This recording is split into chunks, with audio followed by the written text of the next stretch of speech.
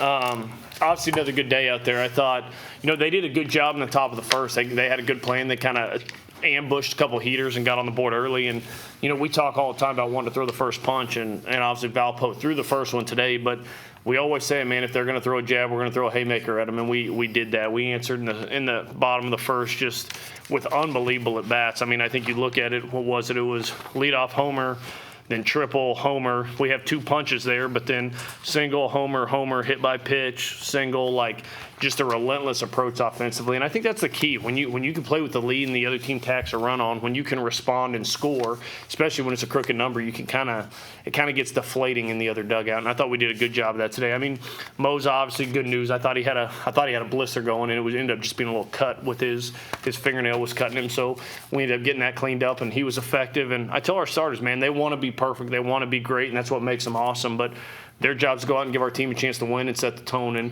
Mose did a great job of competing through that. And then, Buchanan did what Buchanan does. And then it was good to get Jackson Baker in there. That guy can really sink the baseball and executed some stuff. Portera makes an awesome play coming off the bench to end the game. And just a really good team effort again. So we say it, man, sweeps are about character, so it's going to take us coming out and being focused and run another good plan off tomorrow. And, I mean, hats off to the fans today, man. That student section is electric out there, and they keep showing up for us, and that's a heck of a lot of fun to play when those guys are rocking behind you. So really good day out there at the Joe today.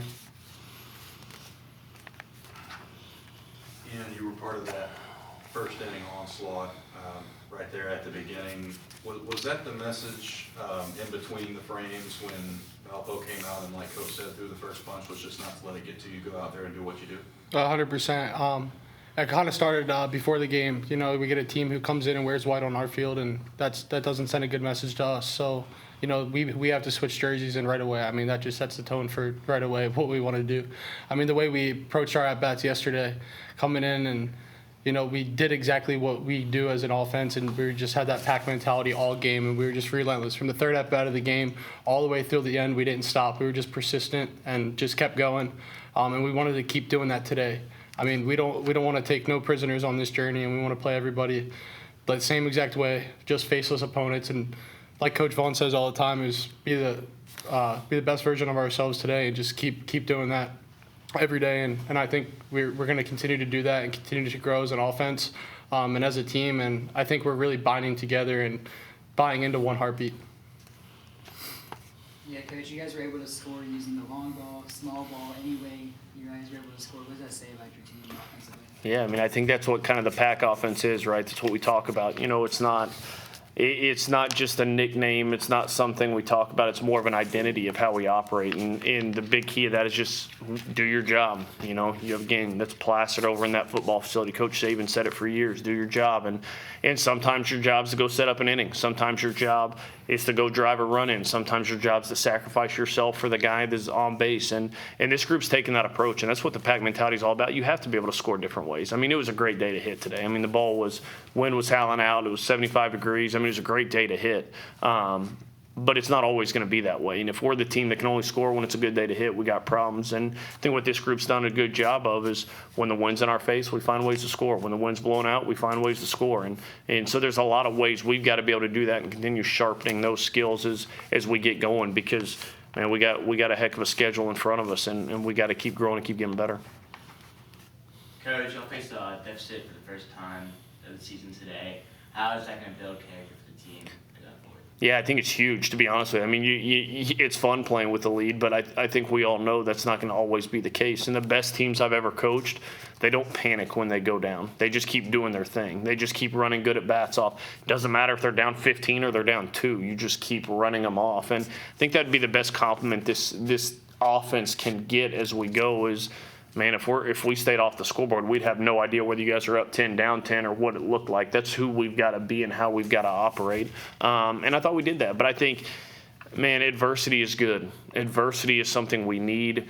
We throw adversity at these guys every day in practice. Everything we do is built on doing the hard stuff on purpose. And we welcome challenges. We welcome the hard stuff because that's what these guys have been trained in. And for us to get to where we want to go at the end, we're going to have to be able to stay off the scoreboard, good or bad. So heck of an opportunity for us to kind of display that a little bit today. Justin, your home run did not need the park to be played particularly offensively, but talk us through that at bat. What were you looking for, and just how that made you feel? I know you had the inside the Parker last weekend, but to send one over the wall like that. Yeah, no, definitely. It was definitely an experience to actually get it over the fence this time and not have to run around the bases. But no, during that bat, I was just looking for something that I can, keep the rally going, put a runner on base, and just, get the next guy up. That's something he preaches. And whenever we have 2 outs, 2 strikes, get the next guy up. So that was what I was really looking forward to. Anything else? Coach, as far as earlier, he asked about just the mixture of the offensive styles, but you have talked about power hitting being a part of your brand of baseball. So how would you feel or assess how that showed today, not just in the sheer number of home runs, but overall the at-bats that your guys took? Yeah, I mean, I think that's what you want to do. I mean, you've seen the way the game goes. I mean, when I played, it seems like it was ages ago now, and I'm not that old, but when I played, it was like, man, if you threw 90 miles an hour, you threw really hard. Now, everybody throws 90. It's 95 plus. You see guys throwing 100 miles an hour all over the place, and in slugging the baseball matters because it's really hard to go hit off guys that have stuff like people have stuff now. So I think slugging the baseball is a big piece, and I think we peel it back. I think that's like a common sense thing, right? Like, well, doubles and homers are good. Well, no kidding, but how do we get there? And I think these guys' day-to-day work, not only with Pap in the indoor, trying to move efficiently, trying to do what their body wants to do and get them right there, but then the work we do on the field of swing decision stuff matters because the common sense piece of that, if we can take the borderline pitches and take the stuff down and get in better counts, you are going to slug the baseball more. So we try to peel it back to the process a little more than, yeah, we just want to have a good slugging percentage. Well, no kidding. How do we get there? And that's how these guys have done it. That's what I've watched them. I mean, if you come out to practice and watch them hit, it's not strictly easy. It's very rarely just kind of dead arm BP. It's a lot of swing decision.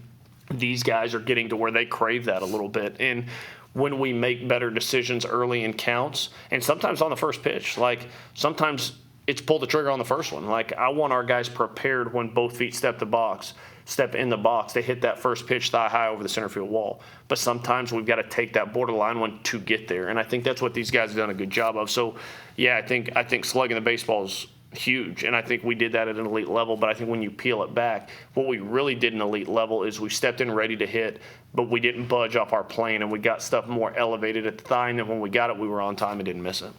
And you mentioned the uniforms were kind of 80s action out there with the road team and cream, but I know you said faceless opponents, but did you guys take that a little personal? Yeah, 100%.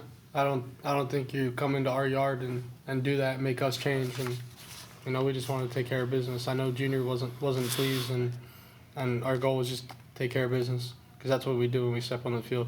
And just kind of been preaching to some of the guys lately is just like having stillness and being in place and and just trusting the plan and taking everything as practice. Like this pitch, it's practice for the next pitch. This at bat, it's practice for the next at bat, and so on and so forth. And kind of just we've been accepting of that, I think, and just what's going to happen.